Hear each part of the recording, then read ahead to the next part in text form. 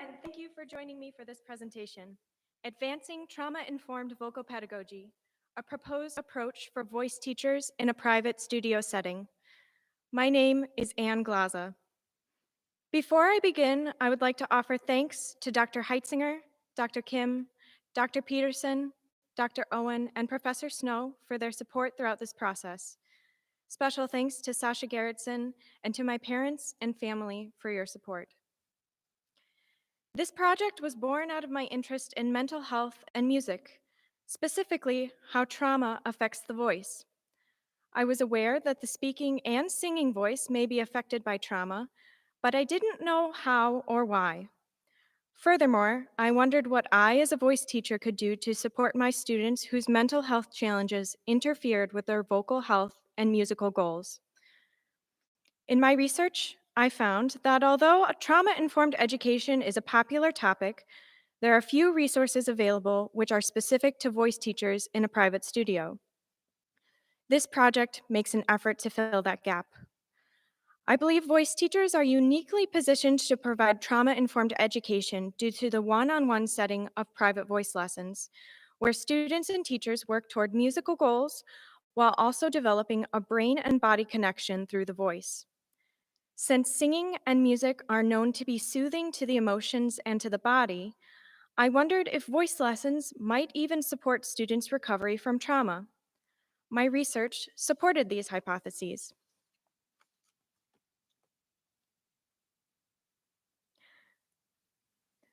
The main question of this thesis is, what should voice teachers know to best serve their students who have experienced trauma? What constitutes a trauma-informed vocal pedagogy?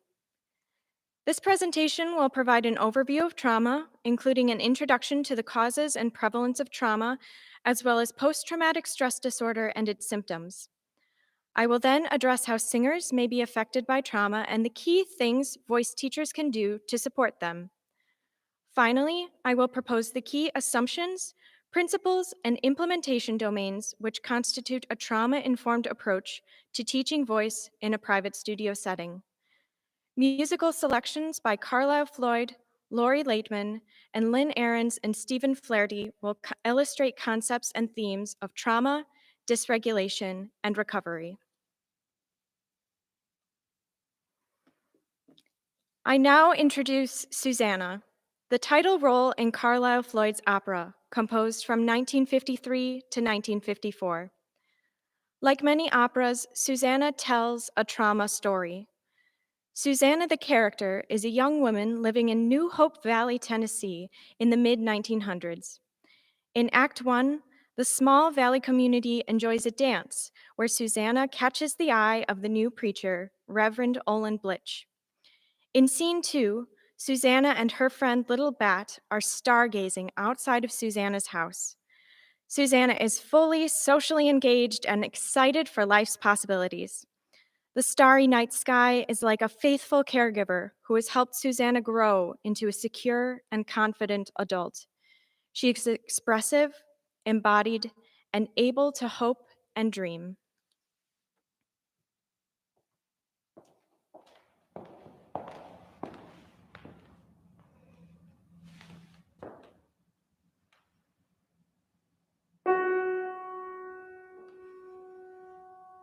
Ain't it a pretty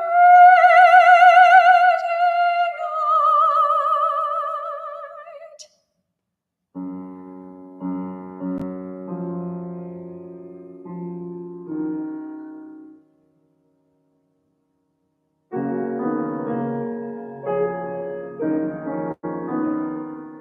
The sky so dark and velvet-like, and it's all lit up with stars. It's like a great big mirror reflecting fireflies over a pond. Look at all them stars, little bat. The longer you look, the more you see. The sky seems so heavy with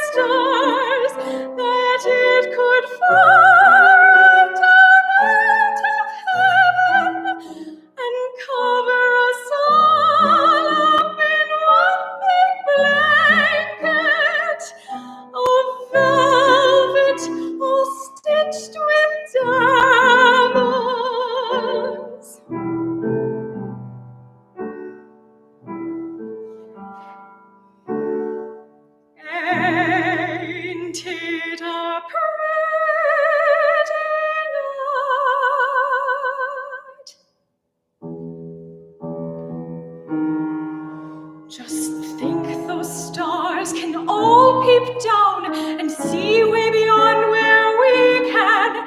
They can see way beyond the mountains to Nashville and Asheville and Knoxville.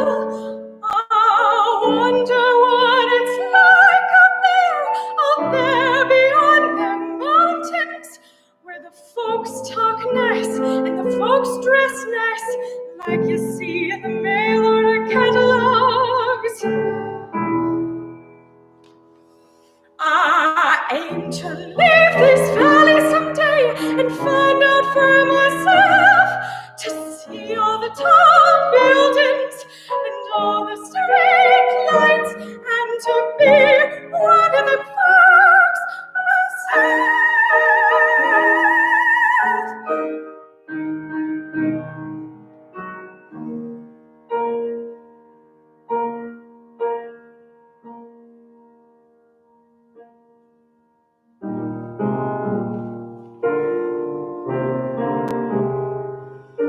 I wonder if I'd get lonesome for the valley, though, for the sound of crickets and the smell of pine straw, for soft little rabbits and blooming things, and the mountains turning gold in the fall. But I could always come back if I get homesick for the valley. So I'll leave it someday and see for myself. Someday I'll leave and then I'll come back when I've said once beyond the mountains.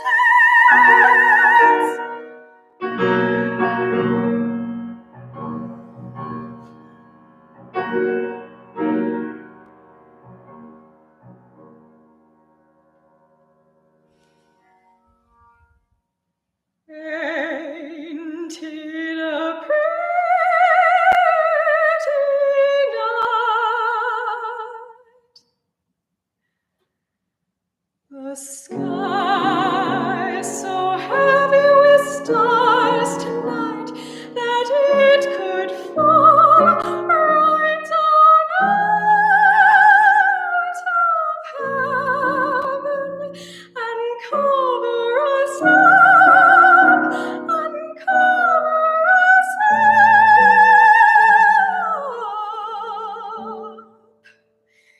in one big blanket of velvet and diamonds.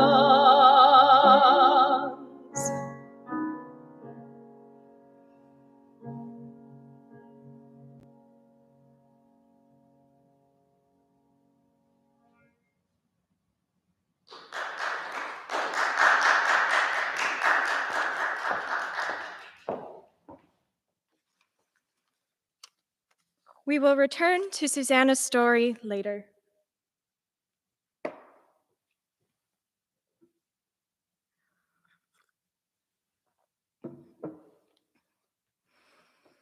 The Substance Abuse and Mental Health Services Administration, or SAMHSA for short, a division of the U.S. Department of Health and Human Services, has developed this concept of trauma. Individual trauma results from an event, series of events, or set of circumstances that is experienced by an individual as physically or emotionally harmful or life-threatening, and that has lasting adverse effects on the individual's functioning and mental, physical, social, emotional, or spiritual well-being. Traumatic events, experiences, and effects can each be described as a spectrum. No two individuals' trauma stories are exactly alike, even if they both went through the same event at the same time. A trauma may occur once, a few times, or over the course of many years. Trauma involves the body's nervous system and its states of stress. Although everyone experiences stress, traumatic stress is intensified stress, which disrupts systems of cognition, memory, language, and even voluntary movement. After going through stress, Bodies are meant to return to equilibrium. If traumatic stress is not released and a sense of safety is not restored, the nervous system will remain dysregulated, resulting in chronic stress. Many things can cause traumatic stress. Traumatic events may be grouped into three categories: natural events, accidents, and person to person. Oppression and social discrimination are increasingly recognized as traumatic experiences. Trauma is remarkably common. According to a 2019 publication from the National Center for Post-Traumatic Stress Disorder, at least half of Americans have had a traumatic event in their lives. Of those who have had trauma, about 1 in 10 men and 2 in 10 women develop post-traumatic stress disorder.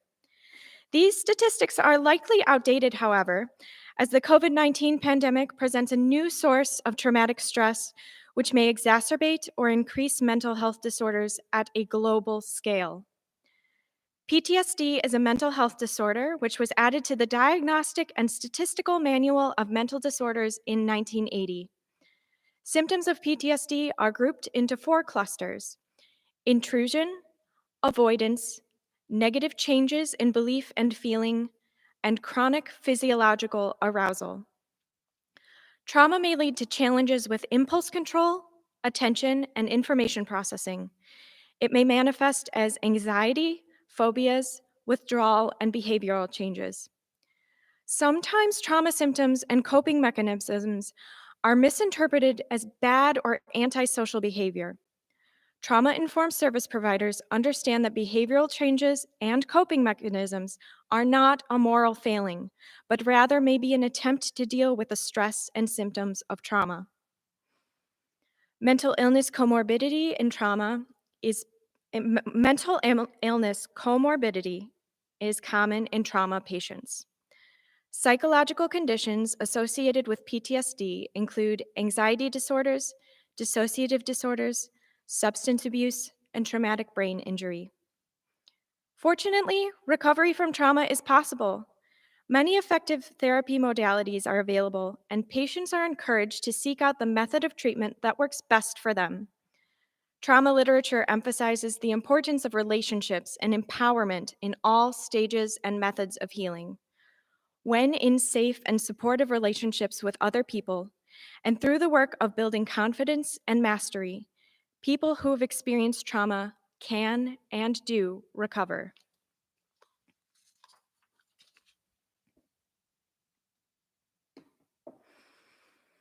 Trauma may affect the voice in many ways. People who go through trauma may experience changes in their voice, muscle tension that affects the voice, and even voice loss. Some may seek medical treatment for their voice problems.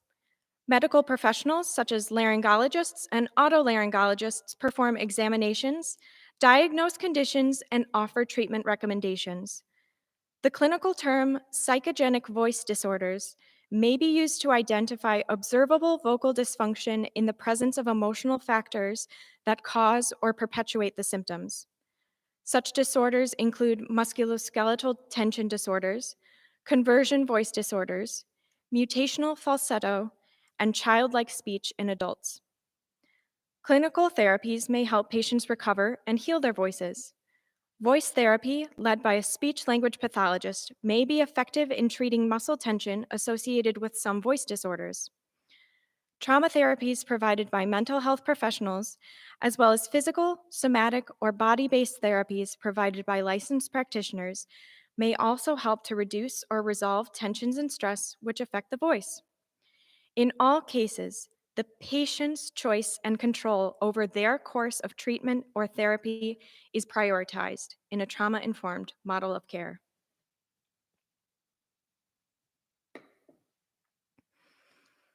Trauma symptoms may affect the voice and learning abilities in ways that prohibit or complicate singing.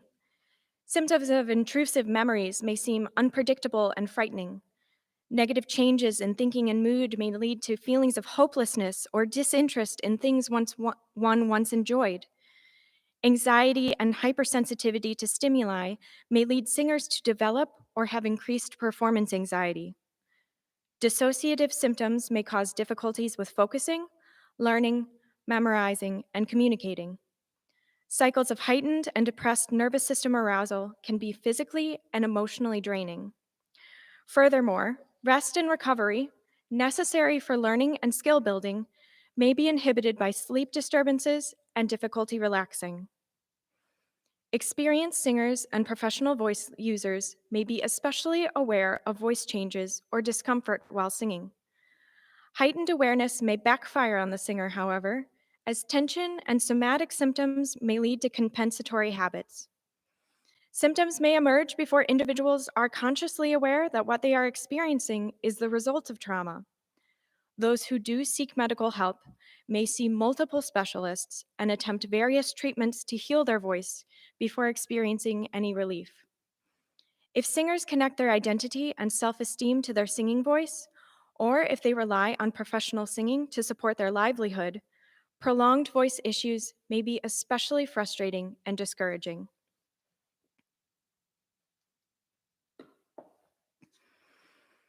Music will illustrate these concepts.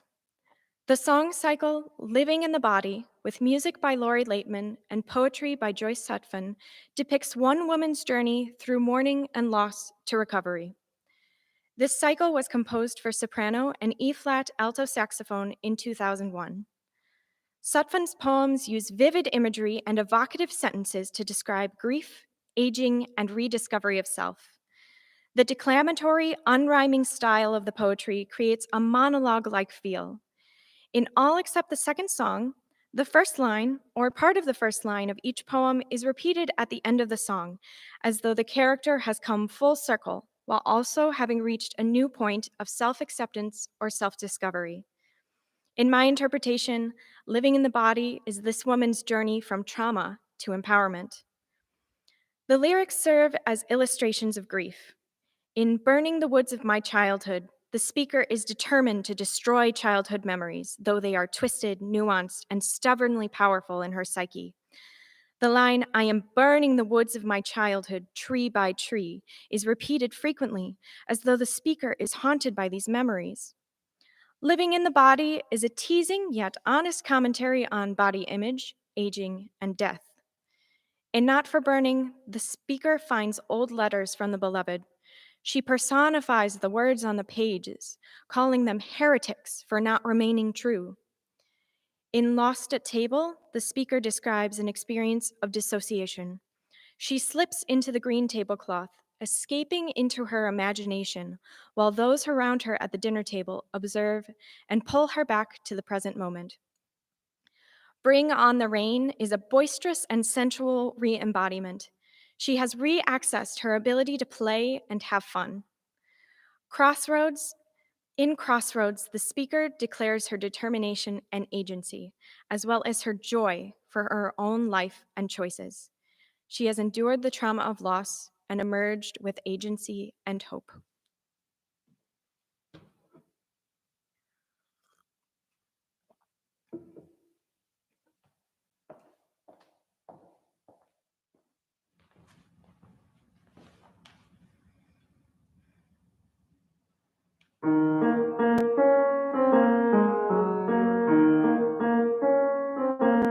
I am burning the woods of my childhood, tree by tree.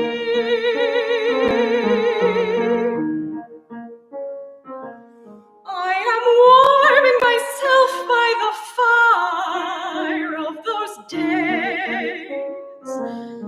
I am remembering faces I no longer can see.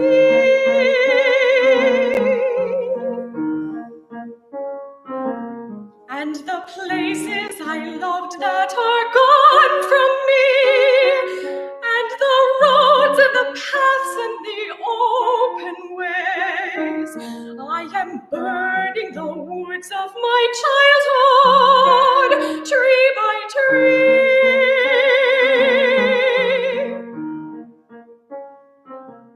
Where the elm tree stood, where the fox ran free, and we listened to the owl and the screeching jays.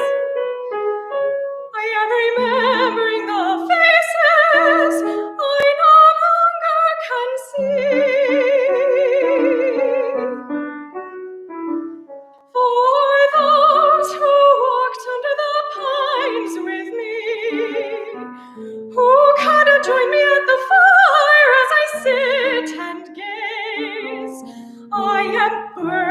the woods of my childhood, tree by tree,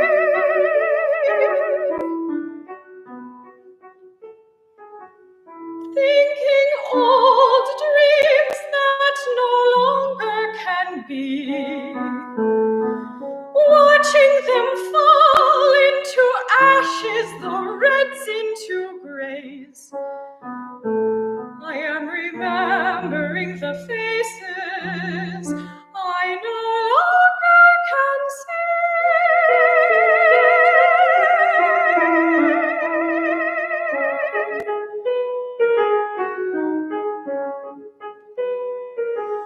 While the fire goes low and night is around me, the memory of the time rises up from the haze. I am burning the woods of my childhood, tree by tree.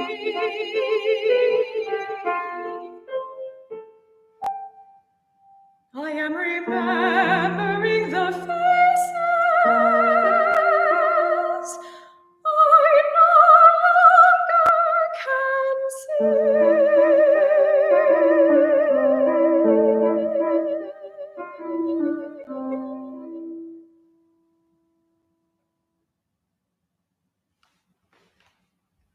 Body is something you need in order to stay on this planet, and you only get one. And no matter which one you get, it will not be satisfactory. It will not be beautiful enough. It will not be fast enough. It will not keep on for days at a time, but will pull you down into a sleepy swamp and demand apples and coffee and chocolate cake. Body is a thing you have to carry from one day into the next.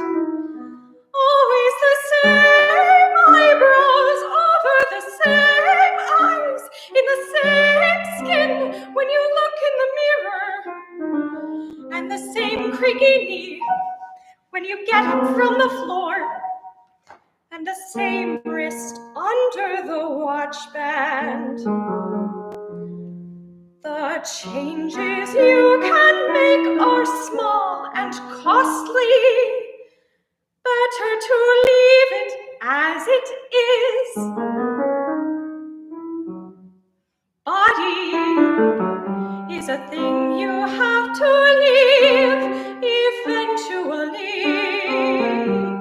You know that because you have seen others do it, others who were once like you. Living inside their pile of bones and flesh, smiling at you, loving you, leaning in the doorway, talking to you for hours.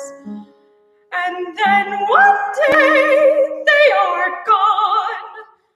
No forwarding address.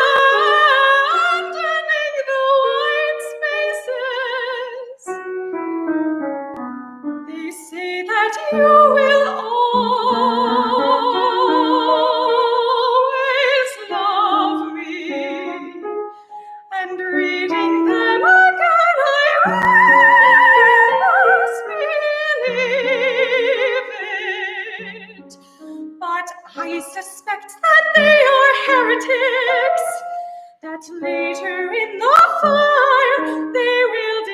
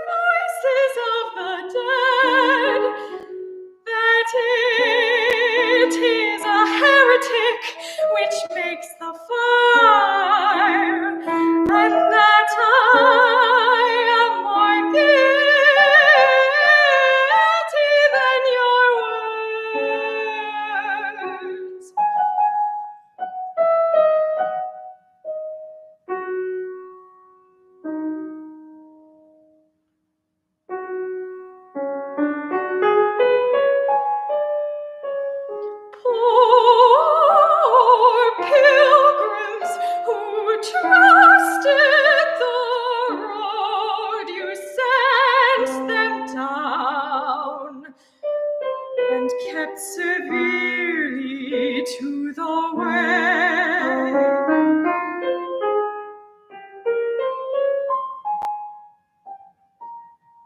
I forgive them. I let them live to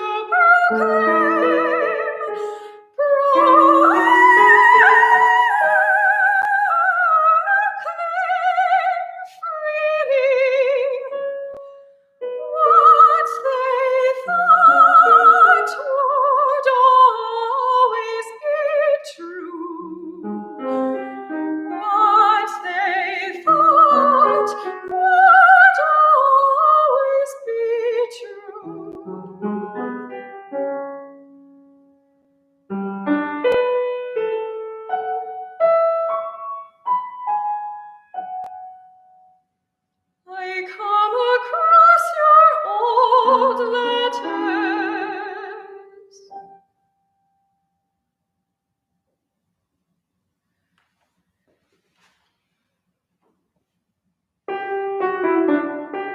The weave in the green tablecloth is open.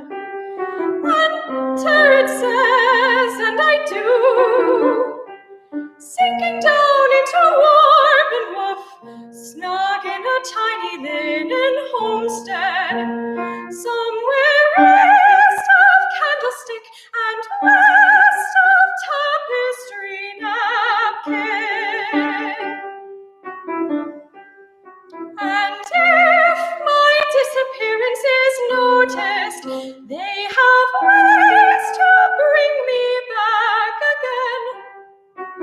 Conversation will hover like heat detecting helicopters over endless acres of cornfields and find me sleeping between the rows or walking aimlessly singing my song to turn 1,000 days from green to gold.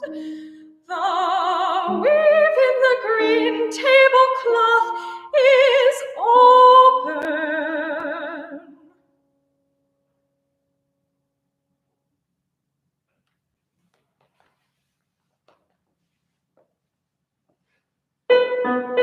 Bring on the rain and bang the leafy drum with sodding sticks of water. Pull down the silver-chained curtain and fill the window with streams of wildest water falling through the shoreless air.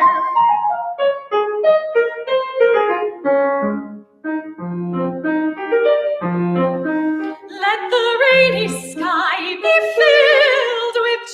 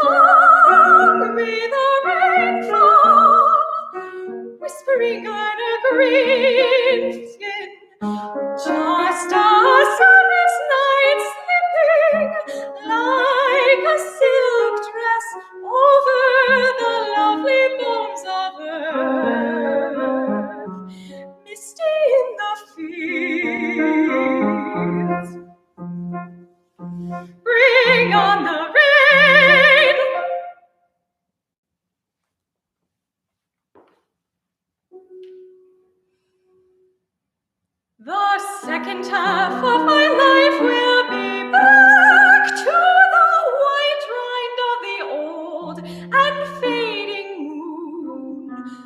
The second half of my life will be water over the black floor of these desert years.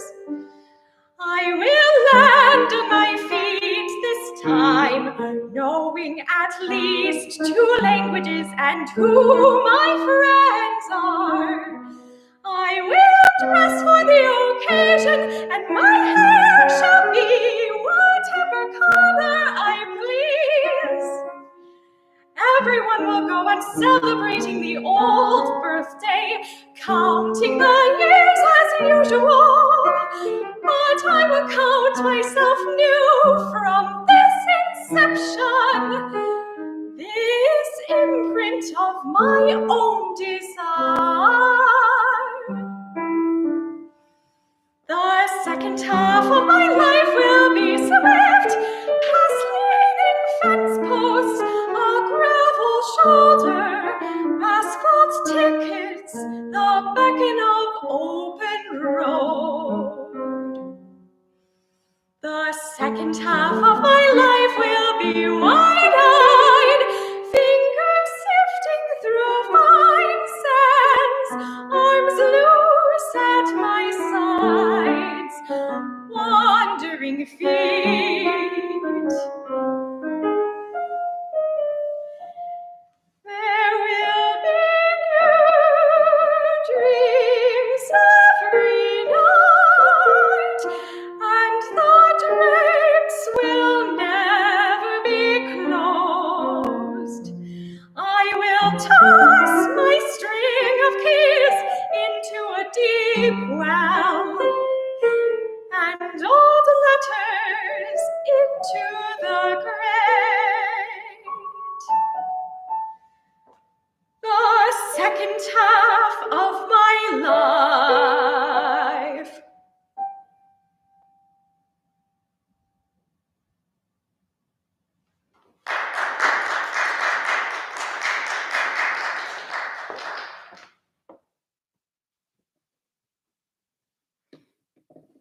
Thank you. We will now take our intermission.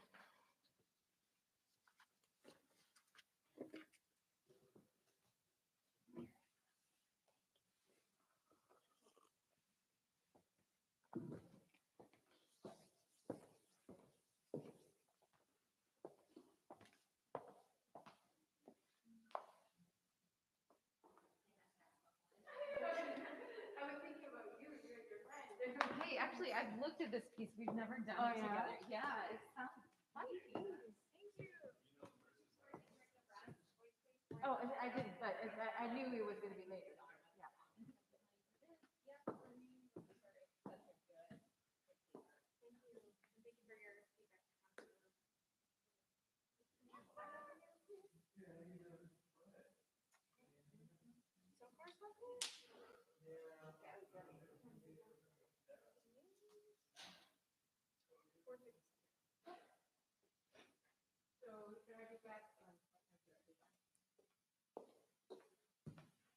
Is that your? I'll check back in like 10 minutes.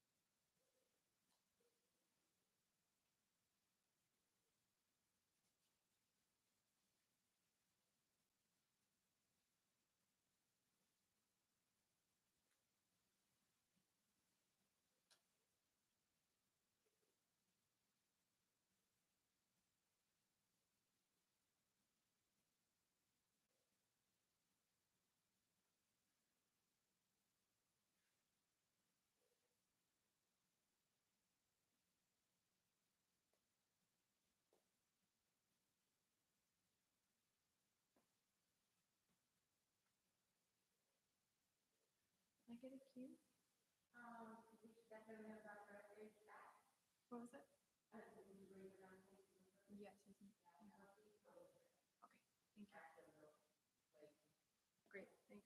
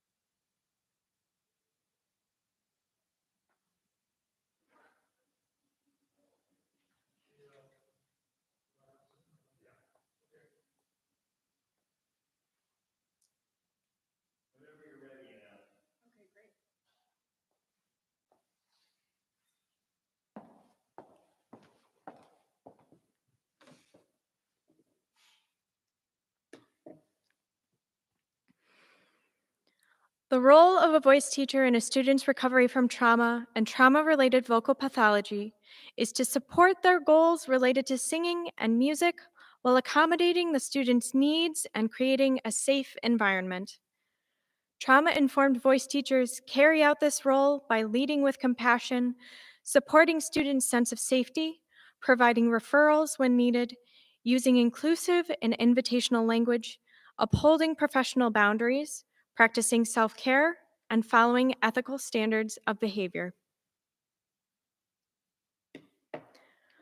When a voice student is pursuing recovery or undergoing therapy for trauma or a psychogenic voice disorder, the voice teacher plays an important role despite being outside of the medical care team.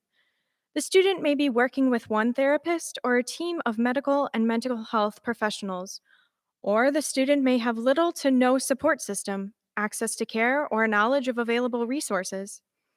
If they are not in clinical therapy, an individual voice lesson may be the most time a student has during the week to attend to their inner experience in a one on one setting. If they are in therapy, voice lessons may seem similar to treatment, considering the intensive attention with which both voice teachers and many types of therapists pay to the student's body alignment, movements, breathing, and voice. Whatever the circumstances, the process of recovery from both vocal pathology and trauma are slow. A voice teacher can support a recovering student by reinforcing slow, gentle progress. Voice teachers may need to attend to the emotional experience of their students during lessons, rehearsals, and consultation. Singers who experience voice changes or difficulty singing may feel grief, frustration, anger, and sadness. They may fear that they will never get their voice back or that their hobby or career is ended. If their teacher dismisses, ignores, or downplays these feelings and concerns, they may feel even more distressed. It is most helpful to respond to heightened emotions with patience, compassion, and empathy. Reacting with calmness may help students reach a more regulated state of physical and emotional arousal.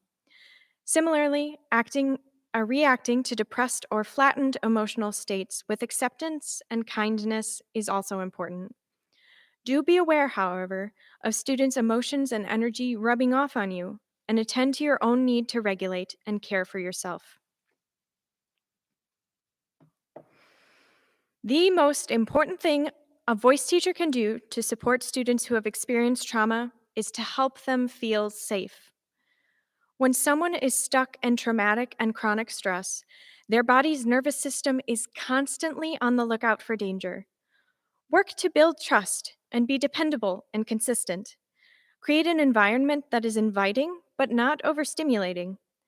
Consider offering students a choice about where they stand, or if they are taking lessons remotely, encourage them to adjust the space around them to make it more comfortable. And teach grounding techniques to help students get in touch with their bodies and to feel safe in the space.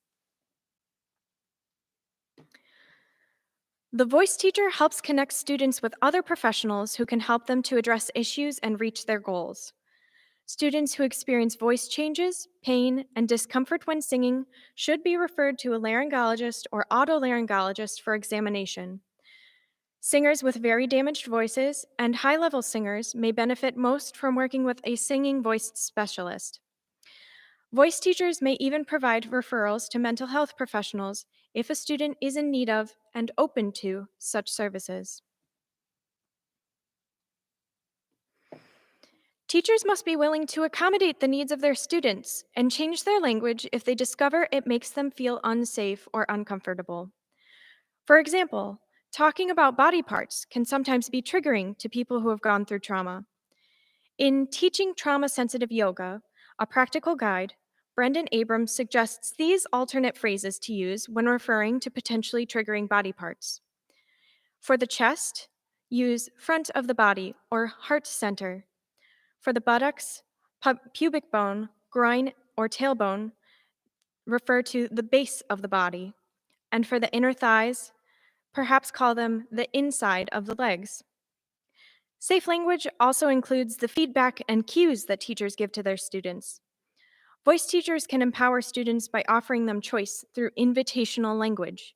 Some examples are if you like, perhaps, maybe, when you are ready, or explore, as in explore how it might feel to hold your hands at your sides while you sing. If it feels all right, what do you notice when you breathe in? Phrases like these put students in charge of their choices, body, and voice.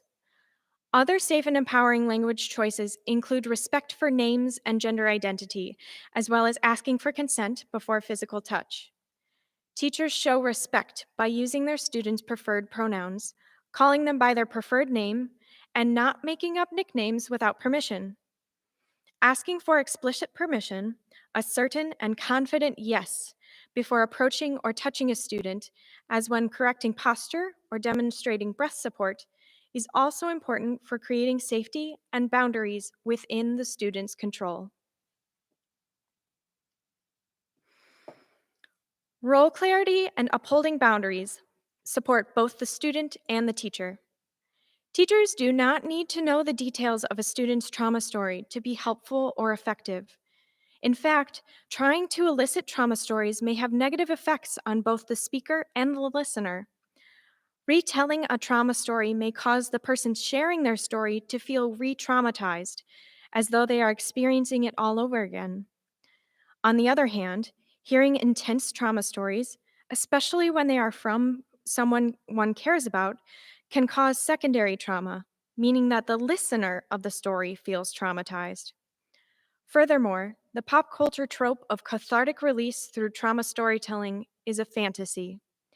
Even though giving words to a traumatic experience may be part of the healing journey for trauma survivors, doing so before they are ready may do more harm than good. Although teachers may want to share their own personal experiences in an effort to reassure a student, swapping or comparing trauma stories is not an appropriate response either. It is possible to validate a student's emotions without comparing their experience to one's own or someone else's. Trauma-informed voice teachers must also be aware of the risks of burnout. Remaining calm while responding to others who are dysregulated and attending to others' emotional states can be draining on one's energy, attention, and compassion. Educators who work with several students who experience trauma, as today's teachers do during the global pandemic, may find that this is especially hard. Prioritizing self-care helps both teachers and their students. Observing ethical standards of behavior and practice ensures that professional boundaries are maintained and that students are protected from physical and psychological harm. The Code of Ethics of the National Association of Teachers of Singing is a thorough example of the ethical standards to which voice teachers must adhere. Fortunately for voice teachers, many common and best practices in the private studio are already compatible with a trauma-informed approach, though they may not have yet been named trauma-informed. Some of these concepts and ideas may even seem intuitive or obvious to an experienced teacher. However, formalizing what it means to be a trauma-informed educator is meaningful progress.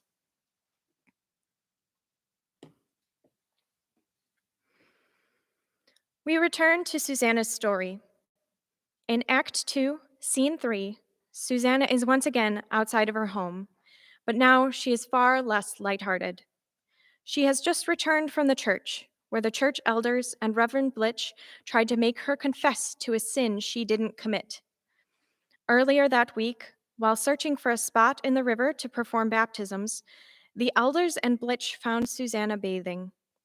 She had no idea they were there and was doing nothing out of the ordinary, but they accused her of sexual temptation.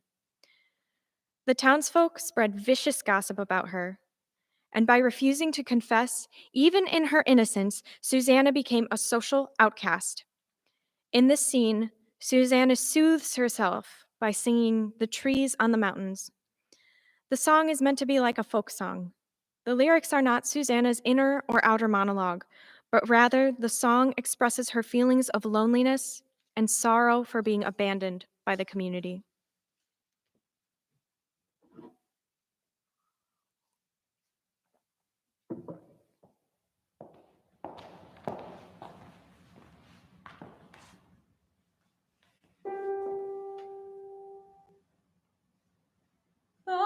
trees on the mountains are cold and bare. The summer just vanished and left them there like a false-hearted lover, just like my own, who made me love him, then left me alone.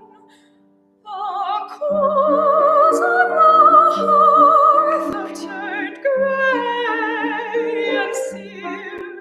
The blue flame just vanished and left them there like a false-hearted lover, just like my own, who made me love him, then left me alone. Come back, oh summer, come back, blue flame. My heart once warming, my baby a name. Come back, oh lover, if just for a day, turn bleak December once more into May.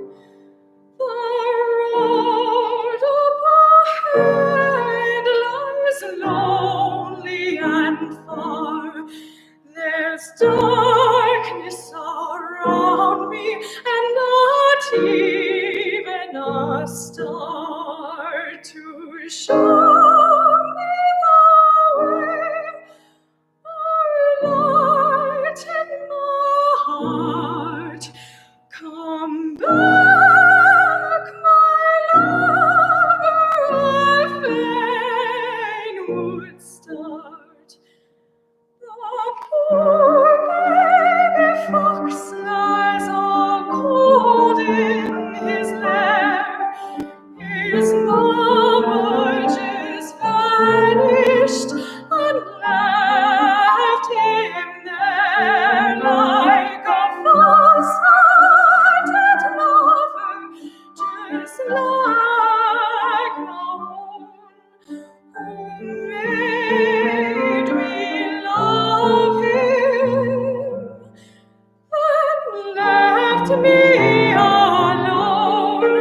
Come back, oh summer, come back, blue flame.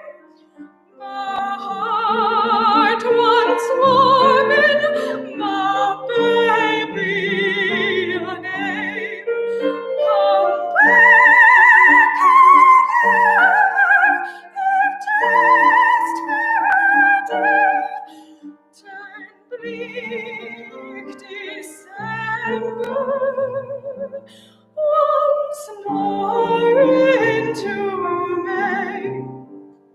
Come back, oh summer, come back, blue flame.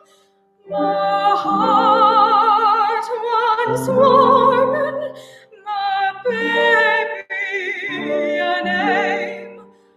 Come back, oh lover, if just for a day, turn bleak December once more into May. Come back, come back, come back.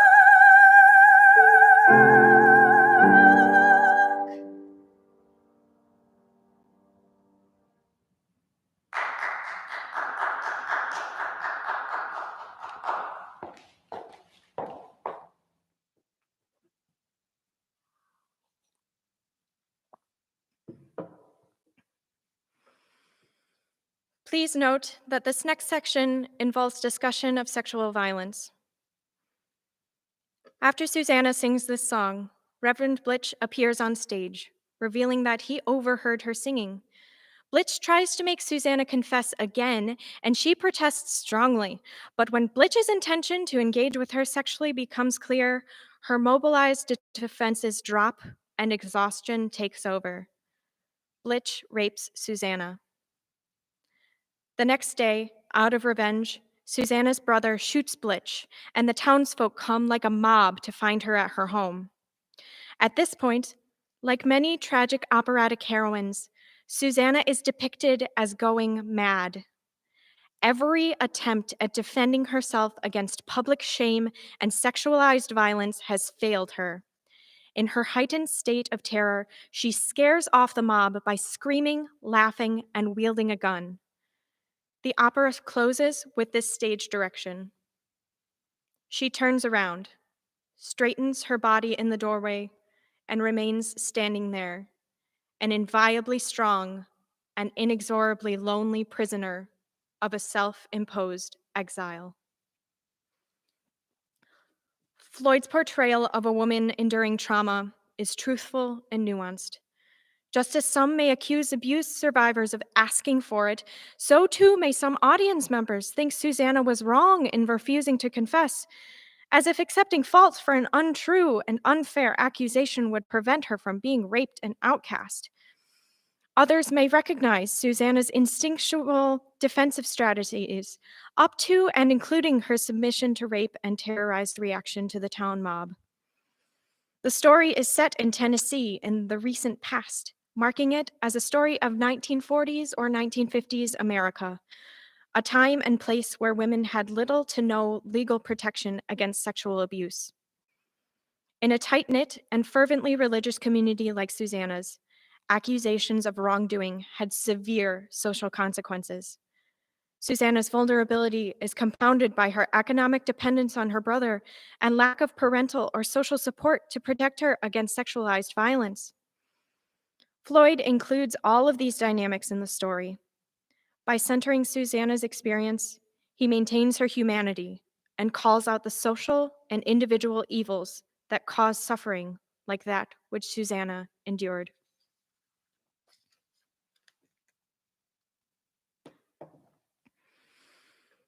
Knowing what we do now about trauma in the voice, we turn to the key assumptions, principles, and implementation domains which constitute a trauma-informed approach for teaching voice in a private studio setting. This approach is based on a framework developed by the Office of Policy, Planning, and Innovation of the Substance Abuse and Mental Health Services Administration, titled SAMHSA's Concept of Trauma and Guidance for a Trauma-Informed Approach. This framework was designed to be applied across many sectors, including education. It is informed by scientific research, the work of trauma experts, and the lived experience of trauma survivors. Only a few modifications were necessary to apply the framework to the private voice studio. I will now present the 4 key assumptions, 7 key principles, and 6 implementation domains which constitute this trauma-informed approach to teaching voice in a private studio. The 4 assumptions are realize, recognize, respond, and resist re-traumatization. A trauma-informed voice teacher carries these assumptions into their work and allows them to guide their actions and decisions. Realize, have an awareness of trauma's prevalence and intersectionality. Recognize, pay attention to the signs and symptoms or red flags of trauma. Respond, have policies, procedures, and practices in place. And resist re-traumatization, uphold professional boundaries, and offer referrals and available resources when appropriate. The 7 key principles are safety. Throughout the studio, the teacher and the people they serve, whether adults or children, feel physically and psychologically safe. The physical environment is safe and interpersonal interactions promote a sense of safety. Understanding safety as defined by those served is a high priority. Trustworthiness and transparency. Studio operations and decisions are conducted with transparency and with the goal of building and maintaining trust with students. The teacher is fair, consistent, and dependable. Collaboration and mutuality. The teacher-student relationship is recognized as a partnership to help the student reach their goals related to singing. The studio recognizes that everyone has a role to play in a trauma-informed approach. Empowerment, voice, and choice. The studio recognizes and builds on students' strengths and experiences. Students are supported in shared decision-making and goal setting. Cultural, historical, and gender issues. The studio is an inclusive and welcoming space. The studio does not tolerate cultural stereotypes and biases. The studio leverages the healing value of traditional cultural connections and recognizes and addresses historical trauma. Healthy boundaries. The voice teacher recognizes their role and its limits. The voice teacher welcomes creative expression, but does not act as a therapist. Self-stewardship. The voice teacher stewards their own mental health by practicing self-care. Voice teachers must consider how trauma-informed assumptions and principles apply to the following: studio policy, studio environment, community engagement and involvement, lesson planning and programming, cross-sector relationships, and continuing education. In conclusion, this information and trauma-informed approach will help voice teachers be better prepared to address and respond to signs that their students have been affected by trauma. We've introduced the concepts of trauma, PTSD, and trauma symptoms. We have discussed how trauma may affect singers and how voice teachers can support them. The assumptions, principles, and implementation domains of this trauma-informed approach provide a framework for voice teachers to further implement their knowledge in the studio. It is my hope that this approach will empower voice teachers to better support their students' musical goals and mental health.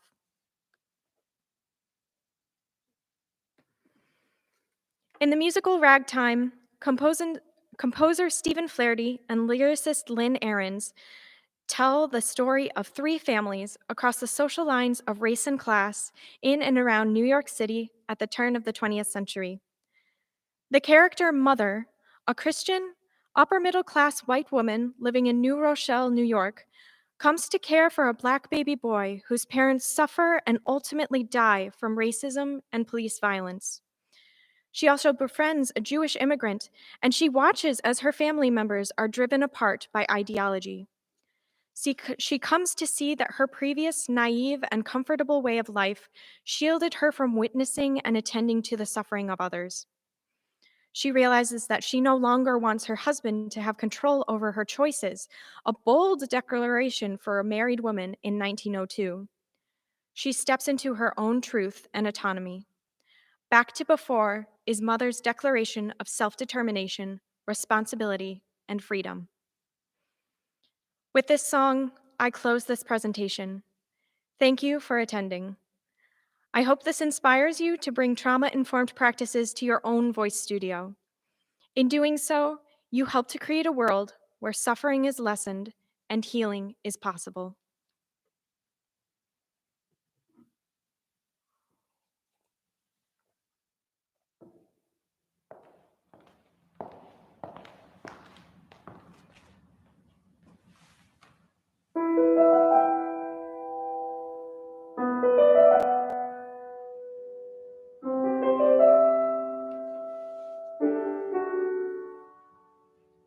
There was a time our happiness seemed never ending. I was so sure that where we were heading was right. Life was a road so certain and straight and unbending. Our little road with never a crossroad in sight.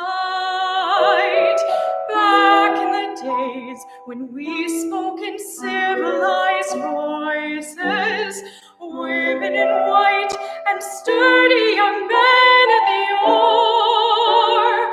Back in the days when I let you make all my choices, we we can never go back to before. There was a time my feet were so solidly planted, you'd sail away while I turned my back to the sea. I was content, a princess asleep and enchanted. If I had dreams, then I let you dream them for me.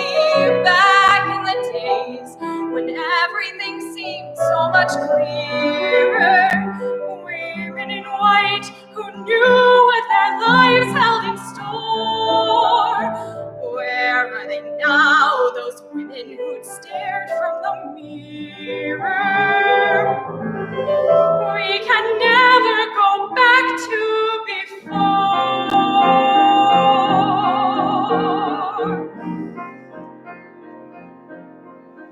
There are people out there unafraid of revealing that they might have a feeling, or they might have been wrong. There are people out there unafraid to feel sorrow, unafraid of tomorrow, unafraid to be weak, unafraid to be strong. There was a time when you were the person in motion. I was your wife. It never occurred to want more. You were my sky, my moon, and my stars and my ocean.